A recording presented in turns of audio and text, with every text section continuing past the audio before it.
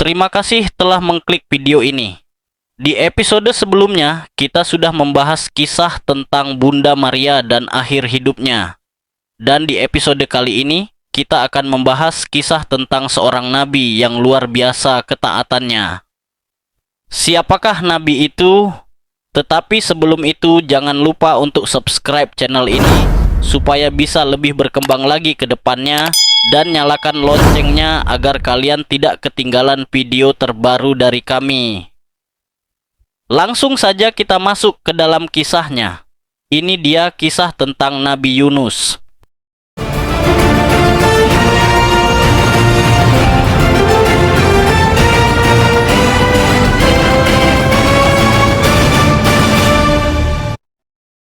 Di tengah halaman kitab suci, ada sebuah kisah yang mengajarkan kita tentang ketaatan, kasih Tuhan, dan pertobatan. Pernahkah Anda merasa ingin lari dari panggilan hidup Anda? Merasa takut atau enggan melakukan sesuatu yang Tuhan perintahkan? Inilah kisah seorang nabi yang mencoba melarikan diri dari misi ilahi, tetapi justru menemukan kasih Tuhan di tempat yang paling tidak terduga di dalam perut seekor ikan besar. Mari kita ikuti perjalanan luar biasa Nabi Yunus seperti yang tertulis dalam Alkitab. 1. Panggilan Tuhan dan pelarian Yunus. Tuhan memberikan perintah langsung kepada Yunus untuk pergi ke Niniwe, kota besar dan pusat kerajaan Asyur. Kota ini terkenal karena kekejaman dan dosa-dosa penduduknya. Perintah Tuhan jelas, bangunlah, pergilah ke Niniwe dan serukan pertobatan.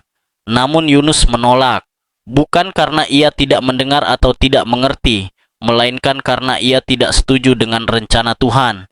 Ia tahu Tuhan penuh kasih dan pengampunan, dan Yunus tidak ingin musuh bangsanya mendapatkan kesempatan untuk bertobat dan selamat. Yunus memilih untuk melarikan diri ke arah yang berlawanan. Ia pergi ke pelabuhan Yapo dan membeli tiket kapal menuju Tarsis, kota yang letaknya sangat jauh di barat, kemungkinan di wilayah Spanyol modern, sedangkan Niniwe ada di timur laut, dekat Irak modern. Ini adalah bentuk pelarian total secara fisik menjauh dari tempat misi, dan secara rohani mencoba menjauh dari hadapan Tuhan. Yunus dipanggil ke Niniwe, kota yang ia benci. Seringkali Tuhan mengutus kita untuk melayani di tempat atau kepada orang yang sulit kita kasihi. Yunus berpikir dengan pergi jauh, ia bisa menghindari perintah Tuhan, tetapi Tuhan hadir di mana saja. Yunus tidak mau Niniwe diselamatkan karena kebencian dan prasangkanya sendiri. Setelah naik kapal menuju Tarsis, Yunus merasa aman seolah ia sudah jauh dari panggilan Tuhan. Tapi Tuhan mengirim badai besar yang mengancam menenggelamkan kapal. Ombak mengguncang dengan dahsyat dan para pelaut panik. Masing-masing berdoa kepada dewa mereka, sementara mereka membuang muatan kapal ke laut agar kapal lebih ringan. Anehnya, Yunus tertidur lelap di bagian paling bawah kapal. Nakhoda membangunkannya dan memintanya berdoa kepada Tuhan untuk mengetahui siapa penyebab badai ini. Para pelaut mengundi dan undian itu jatuh pada Yunus. Ia pun mengaku bahwa ia melarikan diri dari Tuhan, Sang Pencipta langit dan laut. Yunus kemudian berkata, "Lemparkan aku ke laut, maka badai ini akan reda." Awalnya para pelaut tidak tegah, tetapi badai makin mengganas.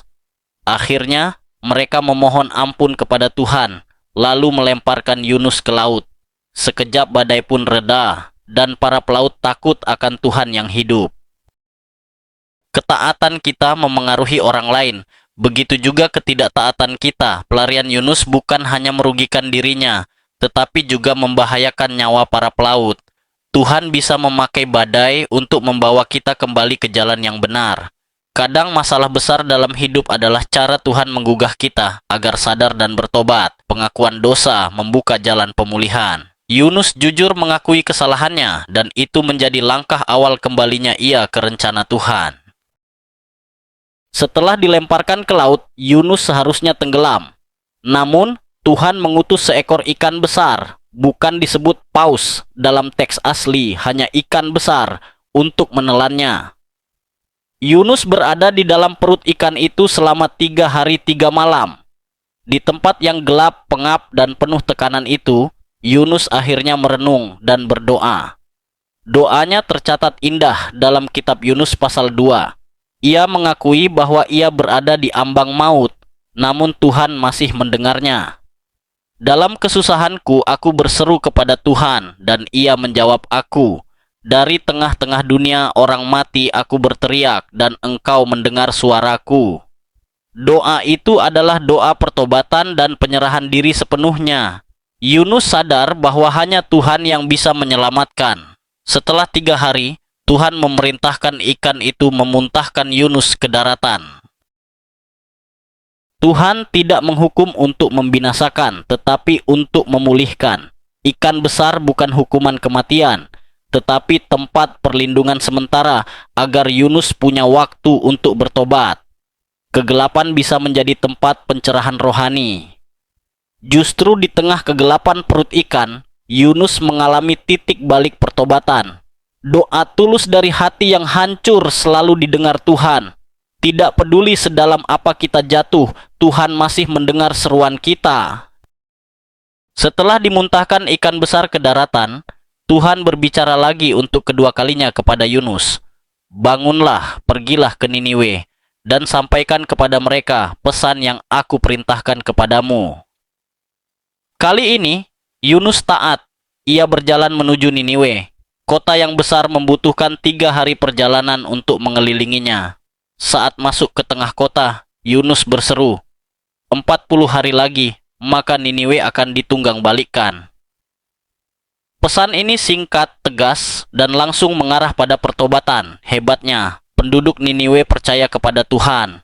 Mereka segera berpuasa, mengenakan kain kabung sebagai tanda penyesalan, dan bahkan Raja Niniwe sendiri turun dari tahtanya, mengenakan kain kabung, duduk di abu, lalu mengeluarkan maklumat agar seluruh rakyat bahkan ternak tidak makan dan minum, sambil berseru kepada Tuhan dengan sungguh-sungguh. Melihat pertobatan mereka, Tuhan mengurungkan niatnya untuk menghukum Niniwe. Ketaatan kedua lebih baik daripada terus melawan. Yunus memang sempat melarikan diri, tapi ia akhirnya belajar untuk taat. Tuhan memberi kesempatan kedua. Firman Tuhan punya kuasa mengubah hati orang, bahkan yang paling keras. Penduduk Niniwe terkenal jahat, tetapi satu pesan singkat yang diutus Tuhan mampu membuat seluruh kota bertobat. Tuhan penuh kasih dan siap mengampuni. Saat seseorang benar-benar bertobat, Tuhan tidak menahan pengampunannya. Meskipun Niniwe bertobat dan hukuman Tuhan dibatalkan, Yunus justru marah. Ia merasa bahwa Tuhan seharusnya menghukum Niniwe karena kejahatan mereka. Dalam doanya, Yunus mengeluh, "Bukankah ini yang kukatakan waktu aku masih di negeriku? Itulah sebabnya aku melarikan diri ke Tarsis, sebab aku tahu Engkau adalah Allah yang pengasih dan penyayang, panjang sabar dan berlimpah kasih setia, yang menyesal karena malapetaka yang hendak didatangkannya." Yunus lalu pergi keluar kota dan duduk di tempat teduh, menunggu apakah Niniwe akan benar-benar selamat. Tuhan menumbuhkan pohon jarak untuk memberi Yunus naungan dari panas. Yunus senang, tetapi keesokan harinya Tuhan mengutus seekor ulat yang membuat pohon itu layu. Lalu matahari terik dan angin timur panas membuat Yunus letih, hingga ia merasa lebih baik mati saja. Tuhan menegurnya, "Engkau sayang kepada pohon jarak itu, padahal bukan engkau yang membuatnya tumbuh. Masakan aku tidak sayang kepada Niniwe, kota besar yang berisi lebih dari 120.000 orang, yang tidak tahu membedakan tangan kanan dari tangan kiri dan juga banyak hewan." Kasih Tuhan melampaui batas-batas yang kita buat. Yunus hanya peduli pada bangsanya, tapi Tuhan peduli pada semua orang, bahkan musuh sekalipun. Kita sering lebih peduli pada kenyamanan pribadi daripada keselamatan jiwa orang lain. Pohon jarak hanyalah contoh kecil bagaimana manusia bisa memprioritaskan hal sepele dibanding misi besar Tuhan. Tuhan ingin kita belajar melihat dengan hatinya.